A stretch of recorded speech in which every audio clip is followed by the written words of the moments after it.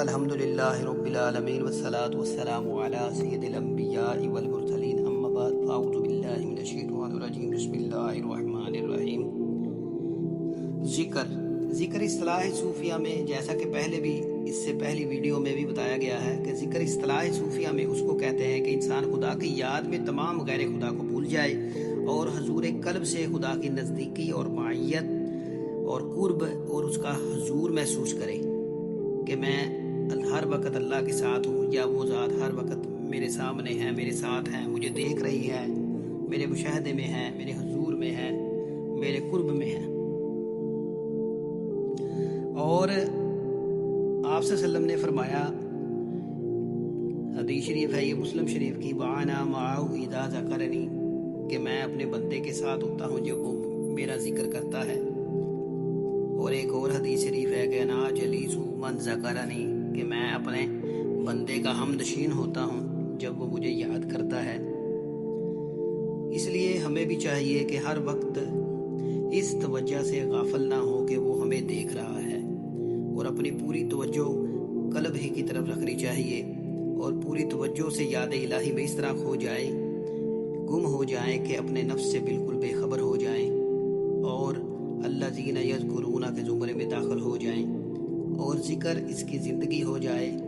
جاننا چاہیے کہ ذکر کی بہت سی قسمیں ہیں، لیکن مقصود ذکر سے مطلوب یعنی اللہ کا وصال ہو جائے، تو جس عمل سے فائدہ حاصل ہو جائے وہی ذکر کیا جا سکتا ہے، خواہ وہ نماز ہو، روزہ ہو، یا درود شریف ہو، یا دعائیں ہوں۔ لیکن مقصد اس وقت تک حاصل نہیں ہو سکتا جب تک ذاکر اپنے کو مٹا نہ دے، طالب خدا اس کے ذکر میں اس طرح گم ہو جائے کہ اپنے کو اور تمام غیر اللہ کو بھول جائے۔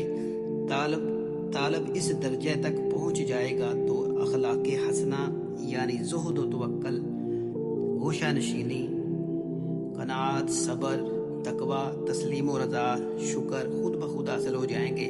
اس کو کوئی محنت نہیں کرنی پڑے گی، اور اس پر انوار الہیہ کی تجلیات کا اس قدر ظہور ہوگا، اس قدر ورود ہوگا کہ اس کے حواس خمسہ مغلوب اور مستور ہو جائیں گے، اور ذکر و ذاکر دونوں فنا ہو جائیں گے، صرف مذکور یعنی اللہ ہی رہ جائے گا، جیسا کہ خود اس نے فرمایا ہے، شاہد اللہ انہ لا الہ الا ہوا۔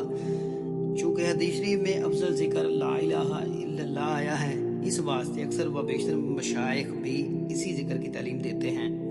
اور اب ہم ذکر کے درجوں کی طرف آتے ہیں کہ ذکر کے 4 درجے ہیں۔ اول ذکر ناسوتی، جیسے لا الہ الا اللہ، یہ جسم اور فکر کا ذکر ہے، یعنی اس میں انسان کے ظاہری اعضاء ملوث ہوتے ہیں، جیسے کہ زبان، جسم، کہ وہ نماز پڑھتا ہے یا قرآن پاک کی تلاوت کرتا ہے یا تسبیح کرتا ہے، وہ زبان سے کرتا ہے، جسم سے کرتا ہے، اپنے ہاتھوں سے کرتا ہے، اور اس کے اندر اس کا ظاہری جسم و حواس خمسہ موجود رہتے ہیں، اس کی توجہ ساری ذکر کی طرف رہتی ہے۔ لہذا جب تک کہ وہ زبان سے اور جسم کے ساتھ اللہ کی طرف متوجہ رہے گا، اسے ناسوتی درجہ کہتے ہیں۔ جو ہی لا الہ الا اللہ کی اتنی کثرت میں گم ہوا کہ لا الہ سے الا اللہ کا ثبات ہو گیا، اس کے آگے جبروت کھل جاتا ہے، یعنی جبروت نہیں ملکوت کھل جاتا ہے، یعنی فرشتوں کا عالم۔ ملکوت یہ دوسرا عالم ہے، یہ دوسرا ذکر کا درجہ ہے، اس میں ذکر الا اللہ ہو جاتا ہے، لا الہ نفی میں چلا جاتا ہے، یعنی اسے اب اثبات ہو گیا۔ اب الا اللہ کی ضربوں سے وہ اپنے دل کو زندہ رکھتا ہے، اور عالم ملکوت کی طرح یعنی فرشتوں کی طرح بس اس کا فعل تسبیح، تحلیل، قیام و رکوع، سجود اس میں وہ کرتا ہے، اور یہی اس کی زندگی بن جاتے ہیں۔ اس درجے میں جب وہ الا اللہ کی اتنی کثرت کرتا ہے کہ الا اللہ سے اللہ پر جب اس کا اثبات ہوتا ہے، تو یہ ذکر ملکوت سے جبروت کی طرف منتقل ہوتا ہے، اور جبروت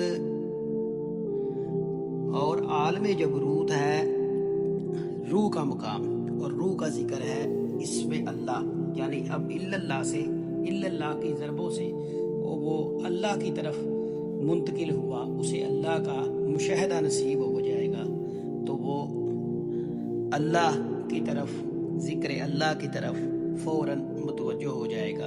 अब वो उसका ज़िक्र अल्लाह उसके कल्ब से जारी होगा, जो कि रूह के मुशाहदे से होता है।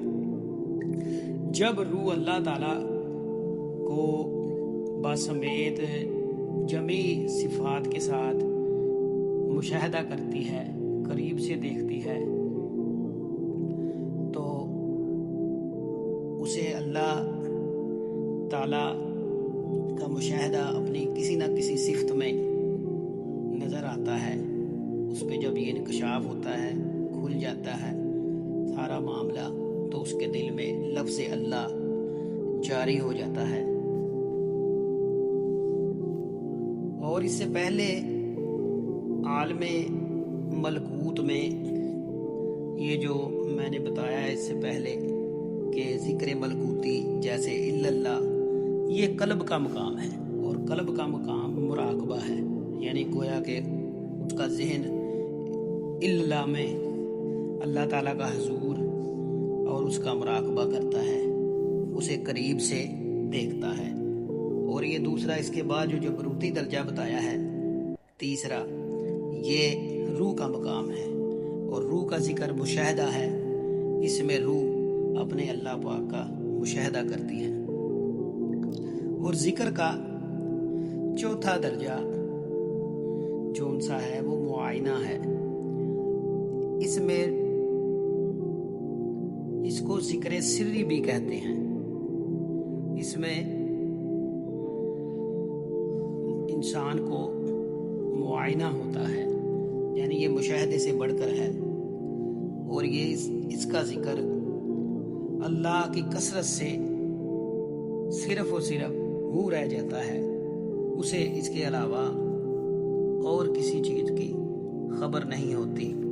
अब जाकर और मजबूर एक हो जाते हैं, और सिर्फ उसे अल्लाह ही की तरफ उसकी तवज्जो होती है। इसके अलावा उसे कोई होश नहीं होती, कोई खबर नहीं होती, और इसमें वो इस कदर महव हो जाता है कि वो फना दर फना उसे मासवा अल्लाह के दीदार का और मुशाहदे का कोई होश नहीं रहता। तो ज़रा दोबारा इसे रिपीट कर लेते हैं, जिससे हमें ये समझ आ जाए कि ये जिक्र के दर्जे 4 किस तरह हैं। पहली किस्म जिसे नासूती कहते हैं, जैसे ला इलाहा इल्लल्लाह। दूसरी जिसे मलकूती कहते हैं, जैसे इल्लल्लाह। तीसरी जिसे जबरूती कहते हैं, जैसे अल्लाह। चौथे जिसे लाहूती कहते हैं, यानी आलम में लाहूत चौथे दर्जे पे आलम है ये। इसमें जिक्र हू जारी होता है। ये वो मकाम है जहाँ जाके फरिश्ता रुक जाता है और कहता है, या नबी अल्लाह, यहाँ से आगे आप जा सकते हैं, मैं एक पोरे के बराबर भी आगे नहीं बढ़ सकता। ये चौथा मकाम लाहूत का है, जहाँ ज़ात ही ज़ात है, और इसमें मासवाए ज़ात के कुछ नहीं, हू है और कुछ नहीं। ये थे 4 दर्जे। अल्लाह ताला हमें दर्जात को और ज़िक्र की फ़ना को जो बयान हुई है, और इस पे इंशाअल्लाह फ़ना के मौजू पे हम आगे भी वीडियो बनाएंगे, जिसमें डिटेल से ये तो थे ज़िक्र के 4 दर्जे। अब ये ज़िक्र फ़ना में भी मुंतकिल होता है। जैसे जैसे ज़िक्र के दर्जे बदलते जाते हैं, वैसे वैसे फ़नाएँ बदलती जाती हैं। इंशाअल्लाह अगली वीडियो में हम इस पे बात करेंगे। अल्लाह ताला हमें ज़िक्र फ़िक्र करने की तौफ़ीक़ अता फरमाए।